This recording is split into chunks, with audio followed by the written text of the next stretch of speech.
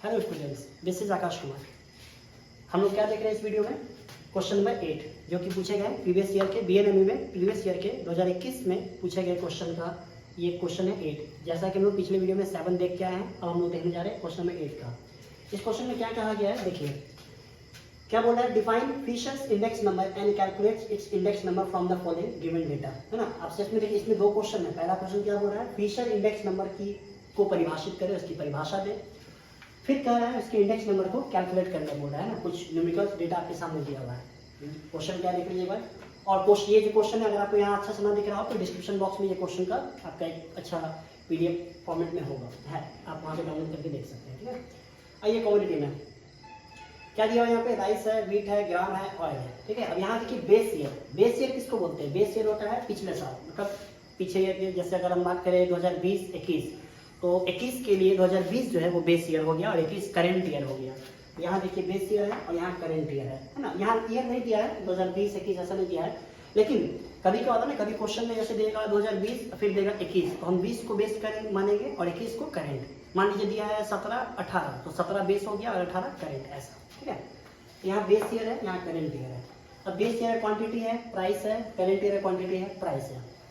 Solution में जाने से पहले एक चीज देख लीजिए, बेस ईयर के प्राइस को हम, प्राइस मतलब पी, क्वांटिटी मतलब क्यू, लेकिन ये 0 और 1 है तो बेस ईयर के प्राइस को हम पी 0 से डिनोट करते हैं और क्वांटिटी को क्यू 0 से डिनोट करते हैं। यानी बेस ईयर मतलब 0, बेस ईयर का मतलब होता है 0 और करेंट ईयर का मतलब होता है 1। तो बेस ईयर का प्राइस क्या कहलाएगा? पी 0 और क्वांटिटी क्या कहलाएगा? क्यू 0। करेंट ईयर का प्राइस क्या कहलाएगा? P1 और क्वांटिटी क्या कहलाएगा? Q1। ठीक है, तो आप यहाँ ऐसा कर सकते हैं। ये देखिए, ये बेस ईयर है ना, यानी इसका मतलब हो गया 0, इसका मतलब हो गया 1, है ना।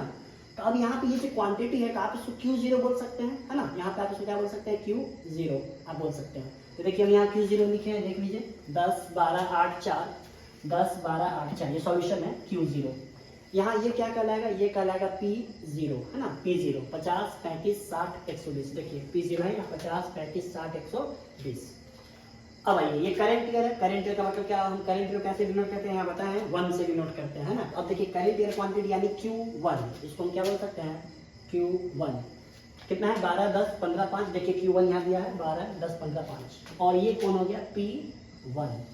P1 मतलब क्या हो गया? देखिए 70, 40, 70, 180, 70, 40, 70, 180। ठीक है, तो यहाँ तक तो देखिएगा हम क्वेश्चन को ही उतारे हैं, बस क्या किए हैं यहाँ Q0 मैंने इसको, इसका जो सिंबल होता है बस उससे इसको डिनोट किए हैं। ये Q0 है, ये P1 है, ये Q1 है और P1 है। ठीक है, अब सुनिए क्या मांगा है? Fisher index.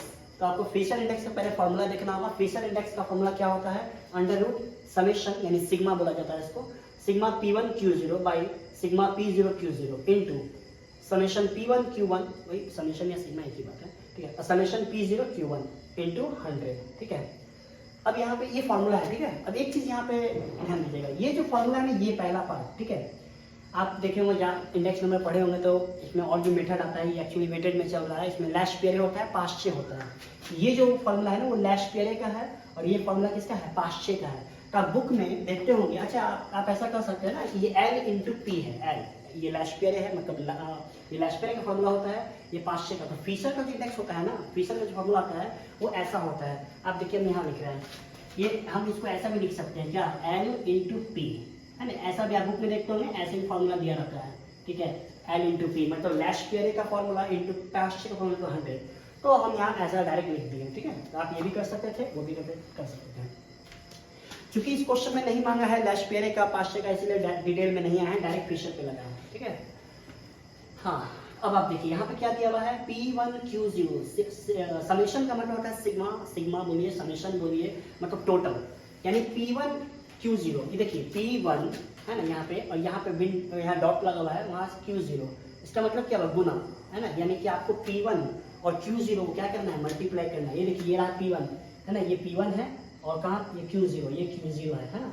यहाँ देखिए एक कॉलम बना है यहाँ P1 Q0 का। अब देखिए 70 इंटू 10 700, यानी 70 गुना 10 700, 12 गुना 40 480, 70 गुना 8 560, अब 180 गुना 4 720। अब इस सबको आप टोटल कर लीजिए। ठीक है, ये सबको टोटल कीजिएगा, क्या कहलाएगा, ये क्या कहलाएगा, ये जो 2460 में 2460 जो आया है इसको हम क्या बोलेंगे, इसको हम बोलेंगे इनका जोड़ P1Q0 का, यानी कि समेशन P1Q0 का क्या है ये सम निकल गया, ये आ गया। ठीक है, फिर आइए अब फॉर्मूला में क्या है यहाँ पे P0Q0, हमको किसको इस बार किसको मल्टीप्लाई करना होगा, P1 को और Q0 को, इस बार P0 को Q0 को, इसको मिटा रहे हैं यहाँ पे देखिए, हाँ P0Q0 कहाँ है, P0 कहाँ है, ये रहा P0 और कौन था Q0, ये देखिए ये दोनों, इस बार हम इन दोनों को मल्टीप्लाई करेंगे, कितना हो जाएगा, ये देखिए 50 × 10 500, 35 × 12 420, 480 या 12 चुके 48 480। ठीक है, अब इसको भी टोटल कर दें, कितना आ गया 1860, ये किसका सम हुआ, P0Q0 इसका सम हुआ कितना 1880, आप इसको यहाँ 1880 रख सकते हैं।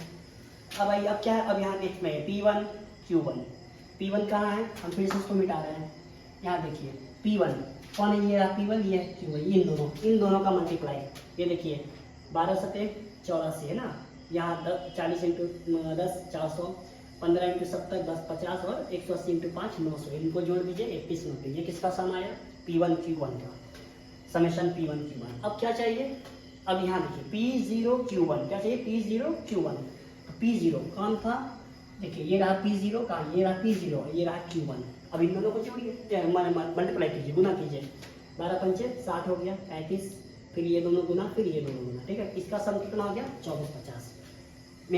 हमारे पास क्या है, चारों का सम आ गया, P1Q0 का सम कितना था 2450, P0Q0 का सम कितना निकला है 1880, P1Q1 का सम कितना निकला है 3190 और P0Q1 का सम निकला है 2450।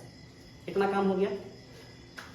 अब देखिए फॉर्मूला लगाने से पहले, फॉर्मूला में वैल्यू को पुट करने से पहले हम आपको बताए थे, हर वीडियो में बताते हैं कि जब भी आप स्टैटिस्टिक्स का क्वेश्चन बना रहे हो तो फॉर्मूला में पुट करने से पहले बगल में ये ऐसा वेयर है ना, वेयर लिख के मैंने ऐसा लिखना, ये अच्छा होता है नंबर गेन करने के लिए, एक अच्छा प्रोसेस है, एक अच्छा स्टेप होता है ये, नहीं ऐसा नहीं जरूरी, आप बहुत लोग नहीं भी लिखते हैं, ठीक है, लेकिन लिख देना अच्छा होता है। ठीक है, एक इंप्रेसिव आंसर बनता है, इससे आपका आंसर इंप्रेसिव रहता है। चलिए तो अब देखिए क्या कि यहाँ पे P1Q0 को सबका पहले वैल्यू रख दिए, P1Q0 2460 वहाँ से आ रहा है, ठीक है, P0Q0 ये सब रख दिए, ठीक है, अब इसको यहाँ पे लगा दिए।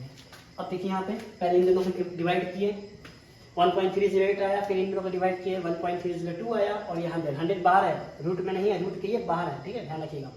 ठीक है, फिर इन दोनों को मल्टीप्लाई किया 1.703, अब इसका रूट था इंटू 100, अब इसका जब रूट को जब ओपन किया तो क्या निकला 1.3049 इंटू 100। अब इसको 100 से मल्टीप्लाई करेंगे तो फाइनली आपका आंसर कितना आएगा 130.49, 130.49। ये क्या निकला आपका, ये निकला फिशर इंडेक्स नंबर।